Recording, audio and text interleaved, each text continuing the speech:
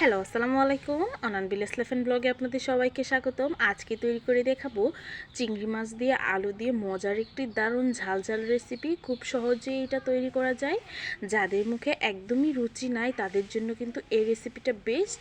তো এই রেসিপিটা আপনারা সবাই সম্পূর্ণ ভিডিওটি দেখবেন এবং আমার চ্যানেলটিকে সাবস্ক্রাইব করে পাশে থাকা বেল আইকনটি ক্লিক করে দিবেন, যাতে করে সবার আগে আমার ভিডিওটি নোটিফিকেশন আপনাদের কাছে চলে যায়। প্রথমে আমি কড়াইয়ের মধ্যে তেল গরম করতে দিয়ে দিয়েছি। এদিকে আমি 3টা আলু কিউব সাইজ করে কেটে ধুয়ে ভালো করে নিয়েছি। এখন এটা আমি তেলের মধ্যে দিয়ে দিব। রেসিপিটি কিন্তু খুব সহজেই তৈরি করা যায়। আপনারা যদি ভিডিওটি ভালো করে ফলো করেন দেখবেন আপনাদেরটাও কিন্তু আমার মতোই সুন্দর হবে এবং মজাদার হবে।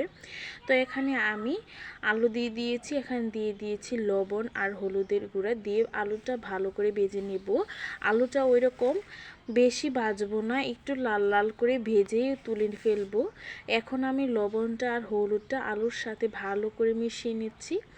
একটা আলু খুব সুন্দর করে কড়া থেকে কিন্তু উঠে পড়ে গিয়েছিল। তো ভালো করে নাড়তে হবে আস্তে আস্তে। 5 মিনিট পর পর কিন্তু আমি ঢাকনা উঠিয়ে ভালো করে আলুটা নাড়ে দিচ্ছি, যাতে করে নিচ থেকে না লেগে যায়। তো এইদিকে 5 মিনিট পর আবারও কিন্তু আমি নাড়া দিয়ে দিচ্ছি। দেখুন আলুর গাটা কি সুন্দর লাল লাল হয়ে উঠে এসেছে। তো এ পর্যায়ে আমি আলুগুলো সুন্দর করে ভালো করে নেড়ে দিচ্ছি। ভাজা শেষ হয়ে গেলে আমি নামিয়ে নিব। এই পর্যায়ে ভাজা শেষ, আমি একটা বাটির মধ্যে আলুগুলো নামিয়ে নিয়েছি। আলু ভাজা শেষে যে অবশিষ্ট তেল ছিল ওই তেলের মধ্যে দিয়ে দিয়েছি 2টা চিকন করে কেটে পেঁয়াজ কুচি দিয়ে আমি ভালো করে এখন তেলের সাথে মিলিয়ে নিব।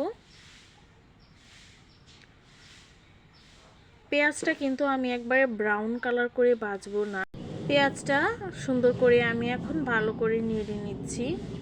তো এ পর্যায়ে আমি দিয়ে দিব এখানে ভেজে রাখা চিংড়ি মাছ দিয়ে আমি উল্টিয়ে পাল্টিয়ে নিব।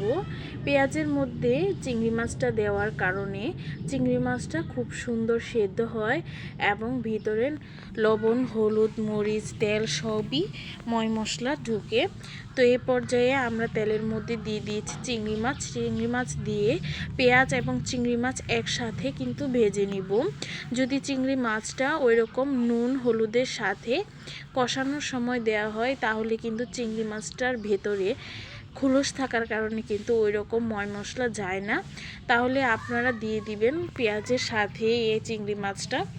ভালো করে চিংড়ি মাছটা দিয়ে আমি ভেজে নিয়েছি।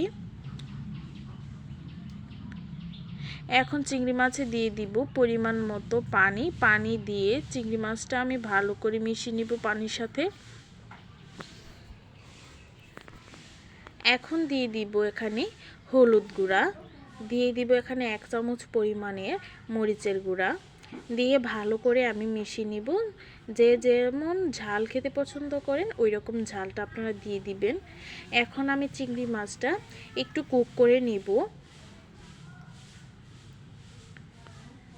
5 মিনিট পর যখন চিংড়ি মাছটা ভালো করে কুক হয়ে যাবে 5 মিনিট পর এতে দিয়ে দিব ভেজে রাখা আলু দিয়ে এখন চিংড়ি মাছটা আর আলুটা ভালো করে কষিয়ে নিব যতক্ষণ না পর্যন্ত আলু থেকে তেল ছেড়ে দেয়।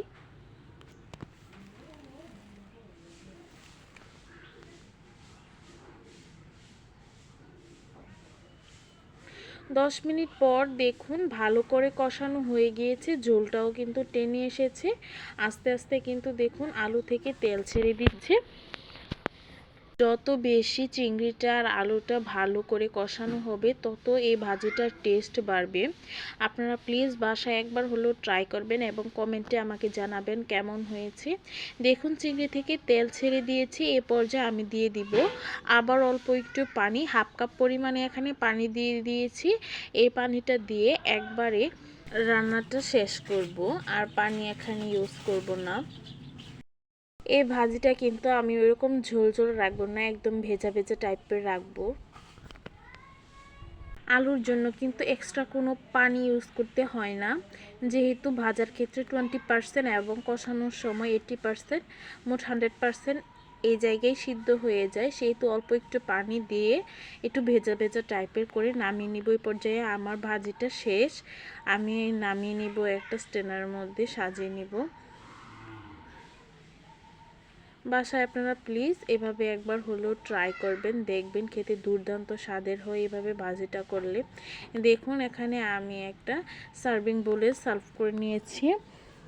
দেখতে কতটা মাশাআল্লাহ মাশাআল্লাহ সুন্দর দেখাচ্ছে, খেতেও কিন্তু এরকম দুর্দান্ত টেস্ট হয়েছিল। আপনারা প্লিজ একবার হলেও বাসায় ট্রাই করবেন এবং ধৈর্য ধরে আমার ভিডিওটি দেখার জন্য সবাইকে ধন্যবাদ। এরকম নিত্য নতুন রেসিপি পেতে আপনারা সবাই কমেন্ট করে জানাবেন।